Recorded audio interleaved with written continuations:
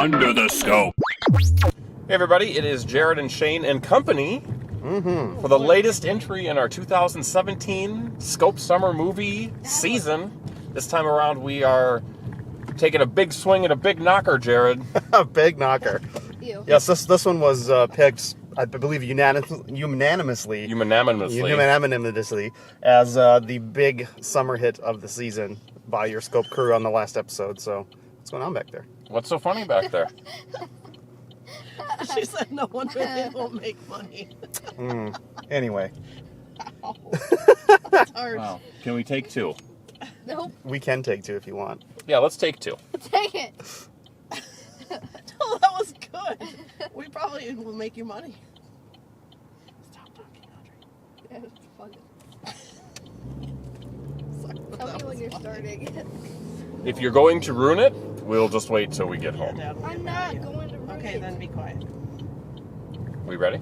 Yeah, throw one. All right, hey everybody, it's Jared, Shane, and company for the latest entry in our Scope Summer Movie season.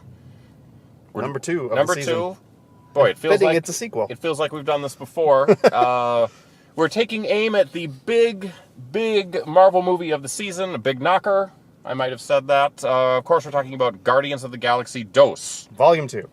Oh, it's That's the not name of 2. it. No, it's Volume 2. Come on now. This is about intergalactic adventures and scum and villainy. Lots of And aliens and planets and spaceships and lasers and all kinds of fun stuff. all the crew is back.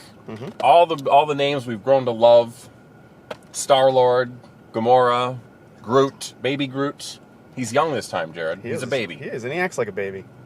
This, Drax, you forgot about Drax. Oh, Drax, yes. Nebula, Yondu, all the Ravagers, And Taserface, and Yes. Kurt Russell Kurt as Russell. the living planet Ego. Interesting denizen from the Marvel comic world that I never ever in a million years thought would be in a movie, but yet here we are. Yeah, when that was announced that he was in it, I'm like, how are they going to make this work? And And they did, I think. I think they did. I think they did. So, Jared, why don't you tell our listeners and watchers what happens in this movie, starting from the beginning with all spoilers. Go all ahead. spoilers. Everything. Well, we pretty much we see the opening scene is back in 1980, and it is Peter Quill's father romancing his mother. They're driving and they're singing songs, and he sort of brings her into the forest and shows her some alien plant thing. So basically, it's the only time we ever really see them together. By the way, Jared, you forgot that they took a stop at the Dairy Queen. I forgot about the Dairy Queen, the Brazier. In possibly the most obvious product placement ever in the history of Marvel. They didn't even go in. They just drove into the parking lot. Yep. And I think they probably got the Guardians of the Galaxy Blizzard. How did they do that in 1980? We'll never know. How many years? 17 or 37 years in the future. Yeah, Think crazy. about it. Smash cut to our opening sequence. The Guardians have been hired to protect some giant space batteries, I guess, Yes. from another giant space creature, and obviously they're successful. And it turns out that they've been hired by what are they called? The sovereign, the Golden the golden Girls. people, the Golden Girls, to Estelle protect these Getty. things. And their price is a Nebula. Oh, yes. 'cause She's been, and they need her back to get some sort of bounty, I'm guessing. Anyway, things start to go wrong when Rocket absconds with some of the batteries, and they Absconds. decide the Golden people come after them, and it's the Milano, that's the name of their ship, ends up crashing on another planet, and that sort of is where our story takes its turn. Ego shows up. Ego reveals that he is Peter Quill's father. I'm not really spoiling that because there has been a TV clip that says that. I mean, so, it's right up front. It's not. yeah, it's not like a big thing. It grows in importance later on, but He wants a little father-son time. yeah. Essentially. So and our group ends up being sort of cut into a couple different segments. One goes off to Ego to another planet. Rocket and the gang are left behind to repair the ship. The Ravagers catch up with them, and all kinds of mayhem ensues. And our story basically goes forward from there. Sure. So, there's going to be lots of explosions, space fights, more creatures, Space power, Jared. all kinds Space of things. electricity. It's a very cosmic movie. Yes. So, We went on a Saturday morning. Yep. And it was a pretty much a full theater for the most part. And people seem to enjoy it. Are you one of those people, Jared? I am one of those people. This movie is full of what you've come to expect from the, I guess, series now. The first movie set the tone with it being just an over-the-top, very colorful space adventure with lots of humor and grounded in American music from the late 70s, early 80s. And this is more of the same, although it does grow it. It grows the world that they're building in interesting directions. I found this film to be mostly about family. Which is what the first one was about. Was it? It was. So it looks like this is more of the same. But done in a way that advances who these people are as a group and how they interact. Yeah, there's a couple different definitions of family that come up in the film. There's, literally blood family with Peter Quill's father. There's the family you make with the people that you choose to have in your life. Yeah. And maybe the family you have with people you don't necessarily want to be family with, but yet here you are anyway. Yeah, well, story of my life. Ouch. Just kidding. Yeah, so this is an interesting film, Jared, because there's a lot of pressure on it. This is kind of this was the breakout Marvel movie that nobody expected to be a success, right, because it was so different than everything you'd seen with Captain America and Thor and Hulk. It was very much its own thing. Yeah. So the question is, can you continue that? And I'm with you. I feel like they have. I think that it may be even funnier than the first one. They really try to go for the yucks. And even though our audience wasn't always with it, they got it. They did it. It was funny. The action was interesting. You cared about these characters. You cared about the ones that sometimes were bad and trying to figure themselves out, looking for redemption. It visually was a masterpiece.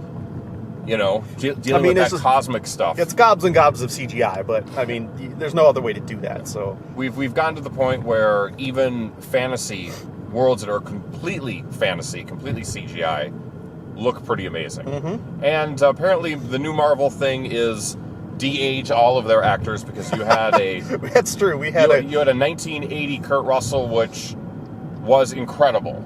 It looked like him.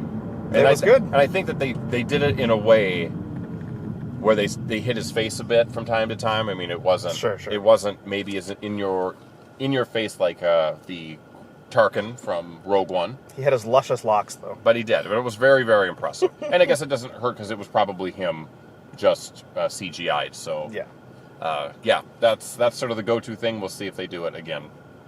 So what do we think of some of the new characters? We had Mantis that was introduced. Another Marvel character. Yeah. I liked Mantis. Yeah, she was fine. She was very enigmatic, Yes. She's an empath, so she has this, ability she to can touch you and feel your feelings and sort of influence your mood. That's her ability, and that's used to great effect later in the film. Yes. Who else is new, Jared? Maybe that's the only new one. There we go. What do we think of these new characters? And But Ego. Nebula is in it more in kind of Yeah. a different role, sort of another side of the family with her being sisters with Gamora. Yes. Yeah. Yeah, I think a successful movie. I enjoyed it greatly. I think that it will do gangbusters.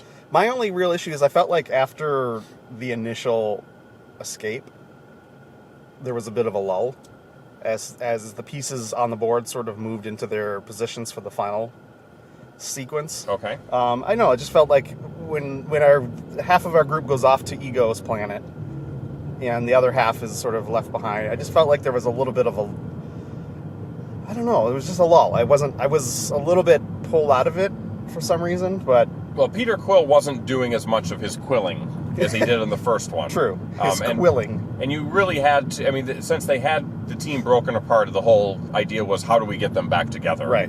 Which, is typical in... You think about any sort of sequels, they tend to do that, where they cause strife to pull people apart to bring them back together. Empire Strikes Back had that as well, where you never had the main guys together. Yeah. So it makes you appreciate it all the more when they are. Yeah, it just felt like it was the second act felt a little bit. It was. Maybe that's just the way it needed to be, because all of our characters were not the kind of the bright, fun characters that they generally are in these films. They were a little bit down. You've got to go through darkness to get to light. I know, Jared. I Come know. on. I'm just saying. Audrey, That's how I what did you think of this film? Quickly. That was really good. Really good. And I'm not going to talk to the other person sitting next to you because she hates doing this. And she doesn't support our podcast. But she probably loved young Kurt Russell. She probably did. She was thinking, now we can do Overboard. Now we can go back and do a real remake of Overboard with young Kurt Russell. We'll DH Goldie Hawn. It'll all be good. So, we've talked a lot about it, Jared, but the one thing we haven't done is talked a lot about score. So let's give it one. The Scope score is 3 3/4 stars. So there we go. 3/4 of a star. Just 3/4 That's plus it. 3. Plus another 3 makes it 3 3/4 stars. On our Not 0 to complete- 4 scale, that is pretty darn high. Not completely unanimous. Jared's a tinge lower, but, you know. But I still really enjoyed the movie. Yeah, Come on. as they did the math in Guardians of the Galaxy, there's a funny math scene as you think about it, Jared. There is. You might have tie into that as well. Right. So, terrific movie. I think it's going to do well. As I said, I think it's a big winner for Marvel. And Oh, it but just- will it do as well as all the other movies, Shane? Are people going to start crowing how like, oh, this one didn't break a record on Thursday night? Could that be the end of Marvel Studios? This is the end of Marvel Studios. We are calling it now. It's the end of Marvel. I change everything. Yeah, It's over. everything must be bigger and better, otherwise to death to them. That's my apparently. talking points.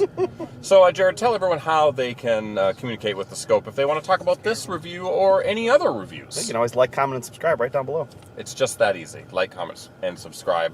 I want to thank my family for sitting in the back. I want to thank Jared for setting up this video camera. I want to thank Jared for drinking Caribou Coffee. Caribou Thank Coffee. you. Product placement. Caribou Product Coffee. placement. It's not Buy as good it. as the Buy DQ, it. but Buy it. so Buy be it. it. So, continue to watch the Scope, Jared.